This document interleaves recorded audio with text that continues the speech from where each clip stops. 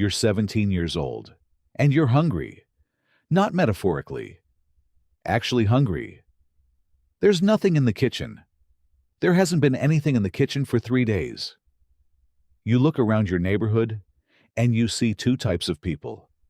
The ones who wake up early and come home late, and still have nothing, and the ones who don't seem to work at all, but always have everything.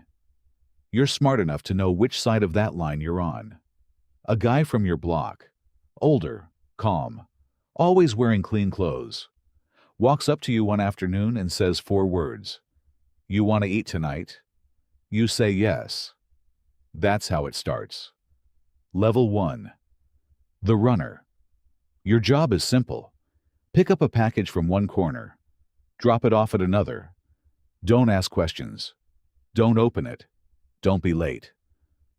You're fast. You know every alley, every shortcut. Nobody pays attention to a kid on a bicycle. The first few runs go clean. You get paid in cash.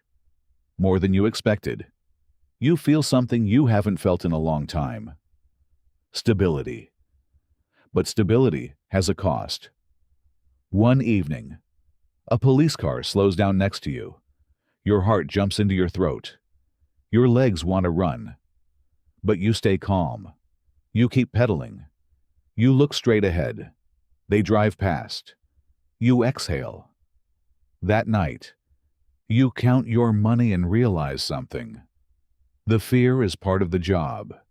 And somehow, you handled it. You go back the next day. Level 2. The street dealer. A few months pass. The guy who hired you, his name is Marco, tells you you've earned a corner. Your own corner. Now you're not just moving packages. You're selling directly. You manage your own transactions. You keep a small cut of every sale. You learn fast. How to read people. Who's reliable? Who's desperate? Who's a problem? You build relationships. You show up consistently. Your corner becomes one of the most productive in the neighborhood. But with visibility comes exposure. A rival crew starts showing up near your block. They're testing boundaries, seeing how you react. You don't panic. You call Marco. He sends 2 men to stand beside you the next evening. The rivals don't come back. You realize something important. In this world, who stands behind you matters more than what's in front of you. Level 3. The lieutenant. Marco gets promoted, and he takes you with him. You're no longer on the street. You're managing 6 runners now. You set their schedules. You handle complaints. You solve problems before they reach the top. You're wearing better clothes. You moved out of your old apartment. But the pressure is different now. One of your runners gets picked up by the police. You don't know what he'll say. You don't know if he'll talk. You spend 3 days barely sleeping. Then you get word. He stayed quiet. He took the charge. You feel relief, then guilt, then something colder. Because you know if it had been different, if he had talked, you would have had to disappear him. That thought lives in you now. You're not just a businessman. You're a manager of dangerous people in a dangerous world. And you're good at it. Level 4. The city operator. 2 years go by. You now control distribution across 3 districts. You have lieutenants reporting to you. You manage supply, timing, and territory disputes. You sit in meetings instead of standing on corners. You wear a suit now. You look like any other businessman walking through the city. But the problems are bigger. A shipment goes missing.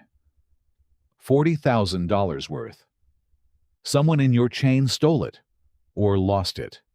And you need to find out which one. You interview every person involved, calmly, methodically.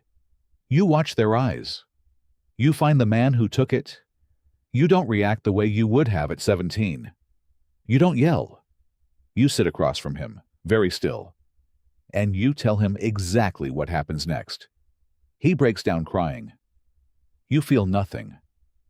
That scares you more than he does. Level 5. The regional boss. You're in your late 20s now.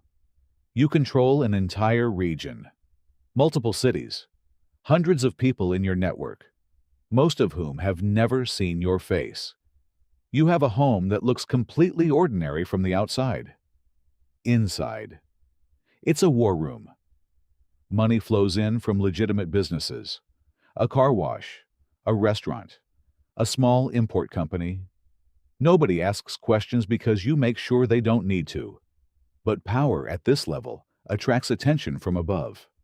The cartel leadership, the people who supply you, sends a representative, a quiet man in a gray suit. He sits across from you and slides a folder across the table.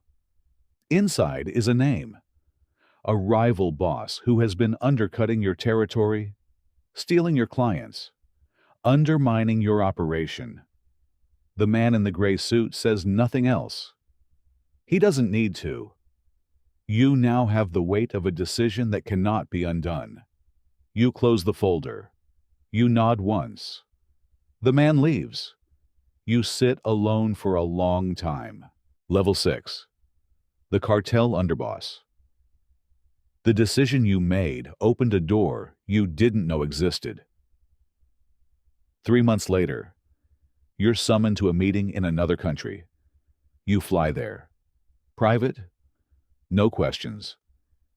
You meet the people at the top of the organization for the first time. They are not what you expected. No theatrics. No weapons on the table. Just quiet men in expensive rooms talking about logistics, percentages, and borders. You are introduced as the new underboss.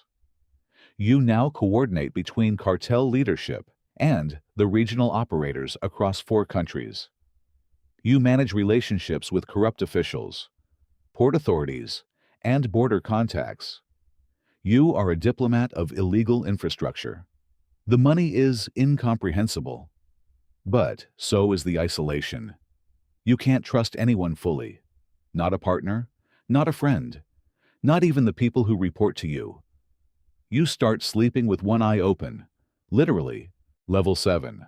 The cartel boss. Then one morning, the man above you is gone. Not retired. Not arrested. Gone. And everyone looks at you. You don't celebrate. You don't make a speech. You sit at the head of the table in a room full of dangerous men. And you speak calmly, clearly. You lay out the new structure before anyone else can. You take control because hesitation at this level is fatal. Now you are the cartel. Governments know your name. Agencies have files on you. There are bounties, investigations, intercepted calls. Your face is on wanted boards in countries you've never visited. You move residences every few weeks. You communicate through intermediaries. You trust no one with the full picture. You built an empire, but the empire lives in a cage, and you are inside it. Level 8. The weight of the crown. Late one night, you sit alone in a safe house. No advisors, no guards in the room, just you. You think about the 17-year-old kid who said yes to a stranger because he was hungry.